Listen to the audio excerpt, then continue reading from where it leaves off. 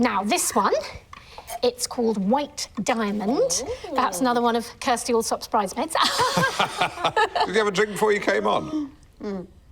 It's champagne, lime cordial, big slug of Cointreau, white grape juice and egg white.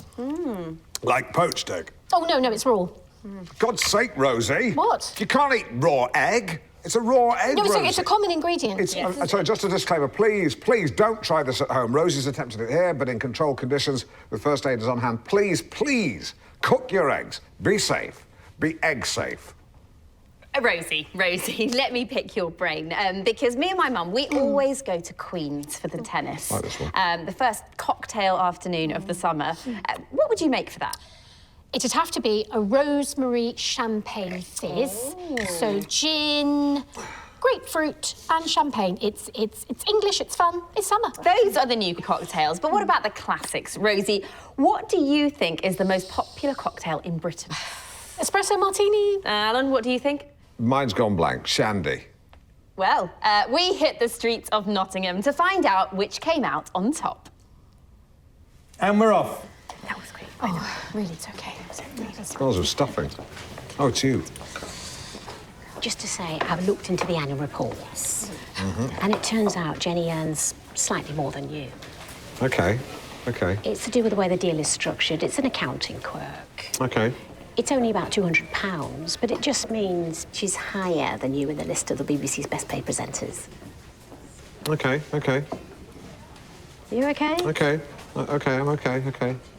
So you're in a bit of a pickle. You want more, but you don't want to complain because women have got a bit big for their boots. Yeah, all right, Lynn, that's for the car, but thanks for the intel. Have a white sparkle. OK, places, people. You like egg, don't you? And we're back in 5, 4. So there we have it. The Mojito is Britain's favourite cocktail. And Rosie, you're making us one to end the show. I am. Now, the secret to a good mojito is not to overdo the mint. So, it's lime juice, sugar, a little mint, they're already in the shaker. Go on, make it then. And, yes, a handful of ice and a good slug of rum. Oh, I love rum. And then you give it a good shake.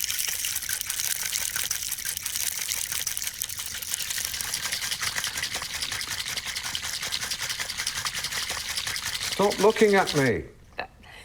Certainly gave that what for. Would you like to have a go, No, Alan? not me. I never know where to look when I do that sort of thing. It requires a certain kind of confidence that, for whatever reason, I don't have. That's why I don't play the maracas. Give it here. All right. Stiff. It's loosening. Very stiff. Have you got it? All right. OK. Take it.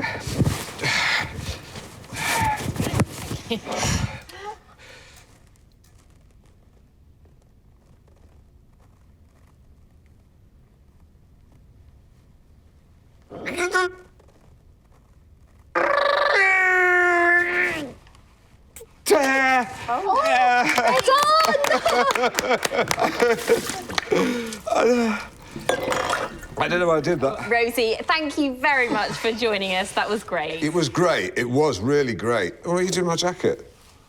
Sorry for bollocking you before about the raw egg thing.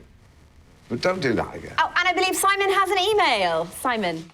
And there we have it. A brief but fascinating exchange between Jenny Gresham and the Princess Royal. Plenty to unpack.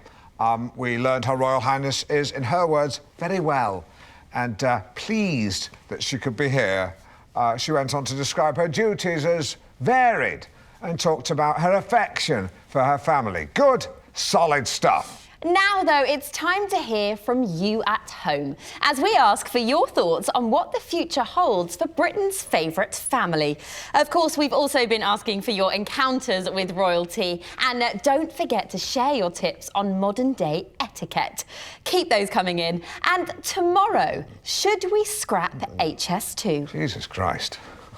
Well, we do need to hear viewers. Why? Why do we need to hear from the viewers? Tell us what you think, join the conversation, get involved, share your views. Is it snowing where you are? Do you like fireworks? What's your favourite soup? Who gives a shit? Excuse me, apologies for the language there. Michael Gove said we've had enough of experts. Do you know who I've had enough of? Idiots. I'm not sure I'd call our audience idiots. Look at the tweets, Jenny. I mean, read the mailbag. Everyone at the BBC thinks it. They never say it publicly, of course, but behind closed doors, whispered in the corridors, that's where you hear the truth. They think Countryfile is boring, they don't understand darts, and they don't really care about your opinion. The BBC is committed to letting ordinary people have their say. There's nothing in between. It's either BBC 4 Live from the Hay on Wye Book Festival, or other people telling us they think dogs are better than cats. You feel like throwing open your windows and saying, I am hopping mad and I want something in the middle. Are you finished? Julian Fellows. I don't like Julian Fellows. What's that got to do with your argument? Nothing. I just don't like him. Well, I'm sure, Simon, we have plenty of viewers getting in touch with their royal story. Well, actually, we're getting people shouting Alan's slogan from their windows and tweeting in to let us know. Let's see, we've got Bournemouth, I'm hopping mad, I just want something in the middle. Southend, I'm hopping mad, I want something in the middle. Same with Warrington, I'm hopping mad, something in the middle. Hull. I've touched a nerve. Anything from London? Nothing from London, no. Well, we're in London. Let's go and have a look. Terry, come with me. Simon, do you want to come? No. I'm sorry I clouted you. It's all right. Everyone, go to your windows, open your windows, and just shout out at the top of your voice. I'm hopping mad and I want something in the middle. This way. Follow me, Terry. I can hear them now. Okay. Keep shouting. Keep shouting. Hey, you. Say that again. Say the whole thing. Right, you get that? Cheers. Cheers! Good. They're all saying it. Hey, yeah, all right, whatever. Fucking idiot. Yeah, that's not going to happen. Anyone else hopping mad who just wants something in the middle? No, we can't count you twice. Anyone else? Any more? No? I mean, that's 3 people.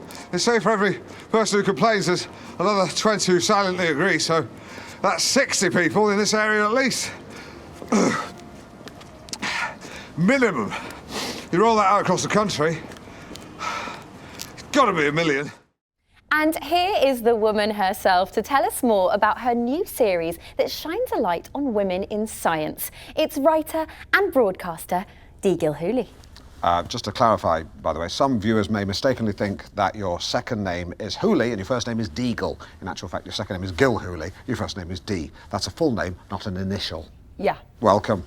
Wicked to be here. Cool. So you're perhaps best known as one of the regulars on Radio 4's Woman's Hour. Which, by the way, guys, well worth a listen. Oh, I wouldn't have had you down as a fan, Alan. Well, it's a curious story. I was actually stuck in traffic and Classic FM were playing music from an advert which I dislike. So I found myself listening to Woman's Hour and I thought, this is actually good.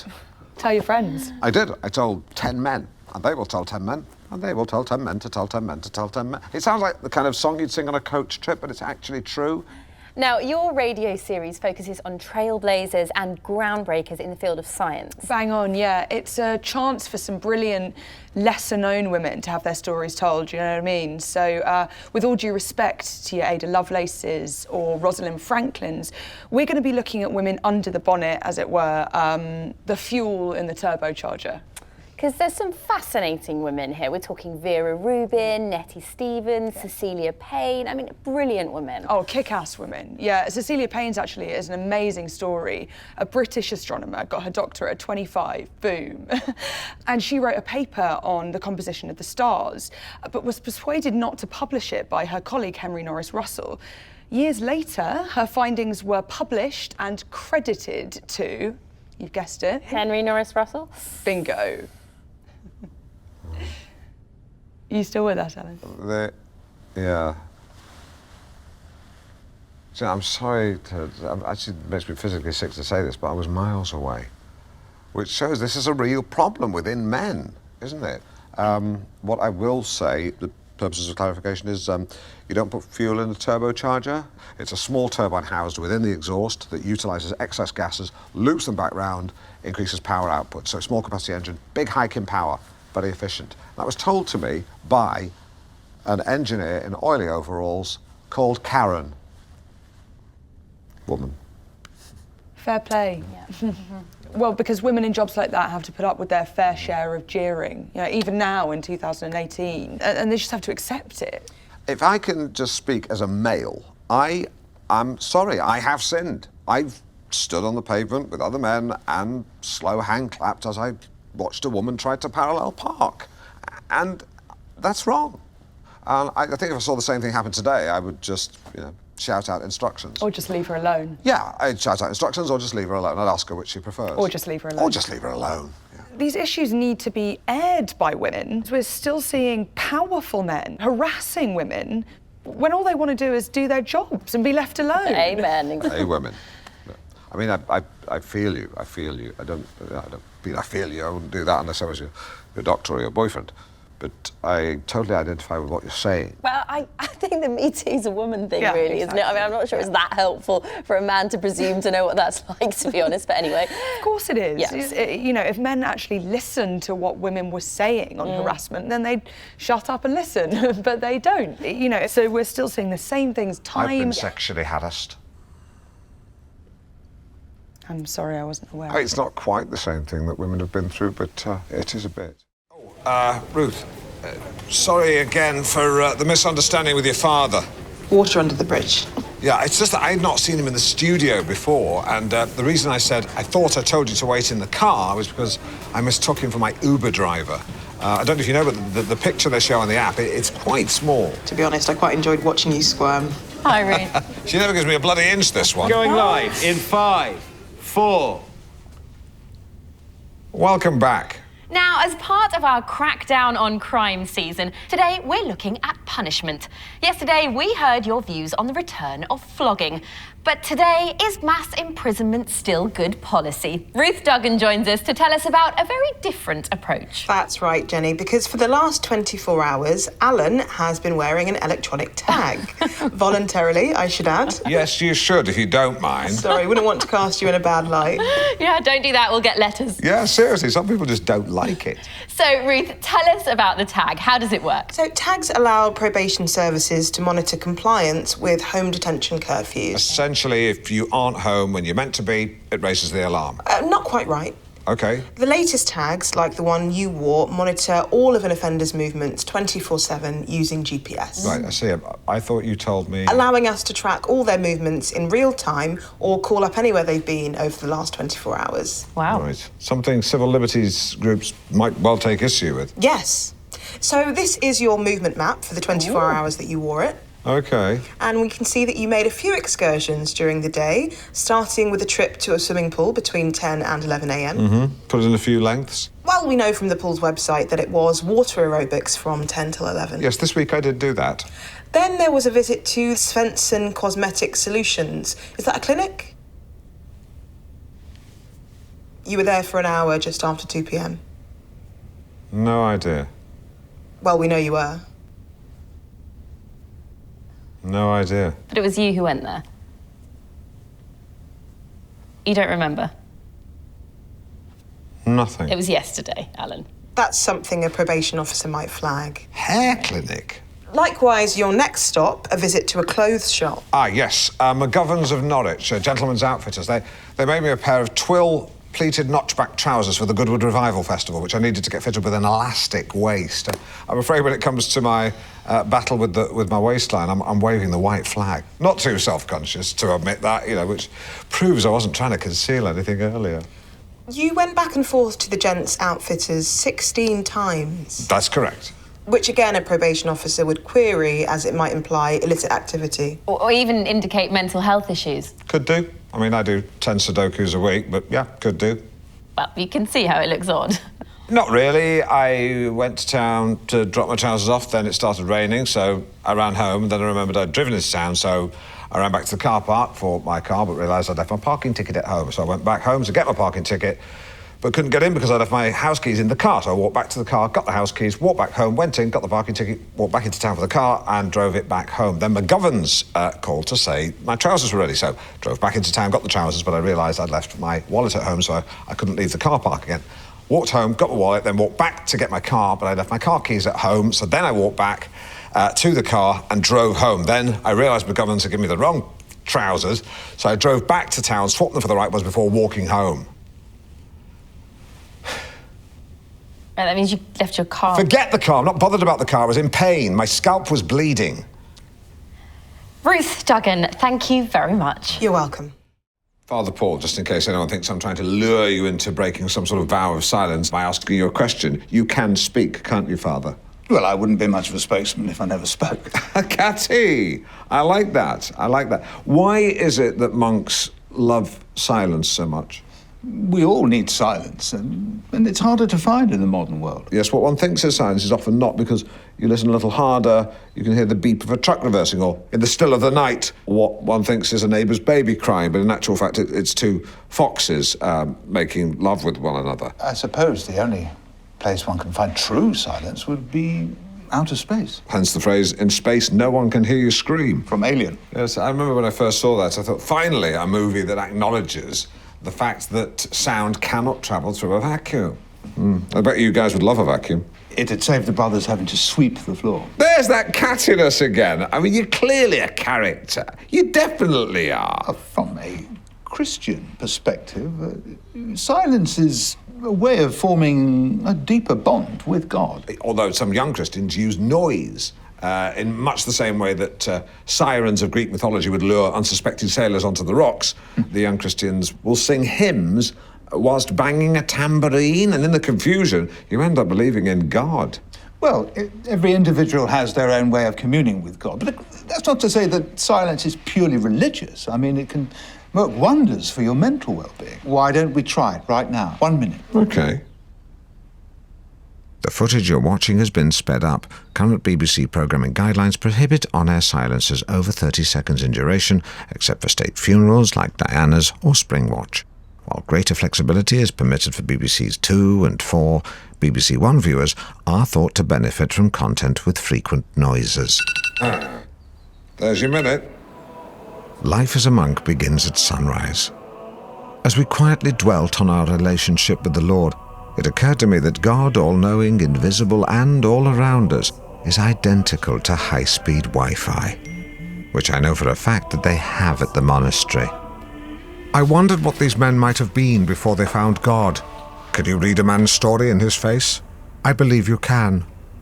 If I had to guess, I'd say this monk was quite high up in ICI. This monk also worked for ICI, but in a more junior role. I don't have any ideas about this monk. And this monk briefly joined the band D-Ream after Brian Cox left to become a scientist. I decided to stroll the grounds and soon found myself walking like a monk, hands behind my back, nodding at passers-by, a smile as my resting face. But smiling constantly starts to make your face ache. I wondered if it felt the same for Holly Willoughby. Although the Bible doesn't mention potted plants, monks absolutely love them. But when I lent a hand, I began to see a very different side to these brothers. You see, silence can be a kindness. It can show courtesy to a fellow clay pigeon shooter. But anyone who's driven home with their wife after a row at a party will know that silence can be used as a weapon. Could the monks have been doing the same? It amused me to imagine I was in an institute full of angry wives in big brown dresses. But the more they pretended not to see me, the more I wondered if it was intentional. And when a sprightly monk snatched my pot, I became convinced they were trying to break me. Perhaps they were tapping Morse code messages to each other on plant pots, like, why isn't this new man wearing brown? Let's pick on him till he either cries or cuts his hand.